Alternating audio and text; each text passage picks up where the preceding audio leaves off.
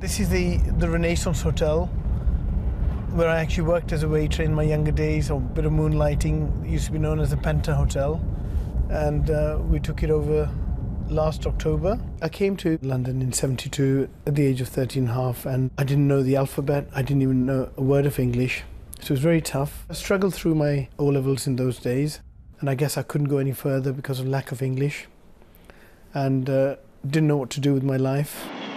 An uncle who came home and he said, "Surinder, why don't you be a pilot?"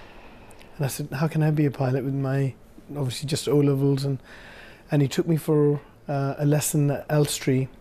I thought, yeah, I can see myself being a pilot. So I actually went and got a job with British Airways as a junior clerk. I remember my salary was something like £34 a week. And in those days, to learn to fly, it was £21 an hour to learn to fly, which meant I could only really have one lesson per week.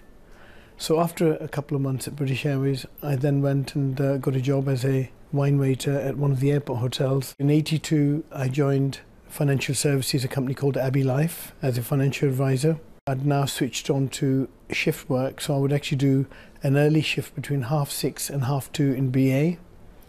I'll then go to the Abbey office and do my admin work until 5, 6 o'clock.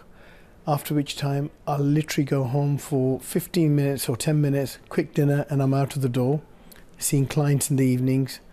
And if I ever came back before 11 p.m, my dear wife or my mum would say, "What the hell's wrong? Didn't you get any sales or any deals?"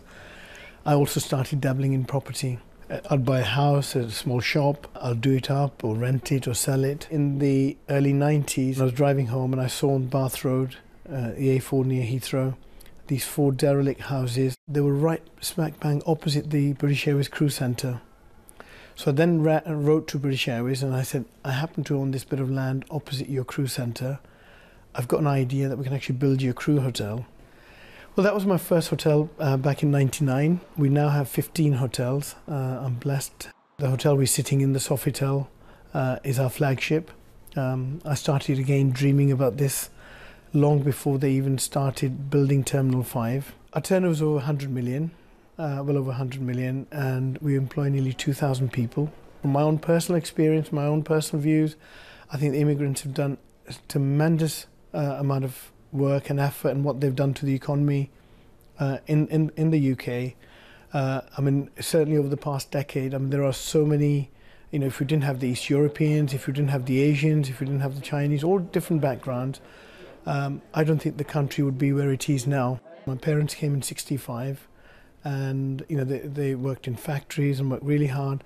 I'm proud to say that no one in the family has ever been to the door, ever claimed a penny, and that's something I'm really proud of. If the need arises, then people should be looked after, and we've got to be humane. And I think again, UK has been brilliant, but sometimes we've just been too soft as well. And it's not saying, well, you got migrants who'll actually come in and milk the system, or claim benefits when they shouldn't be. You get that from locals as well. You get that from all around. I think the whole world has changed, certainly since I came. People would say, "Oh, I'm not actually being successful because of my colour or my race or anything." And I have always said, well, no, actually, if you work hard, if you're ambitious, then these days that is not there at all. You just got to, sometimes you may have to work harder than the others.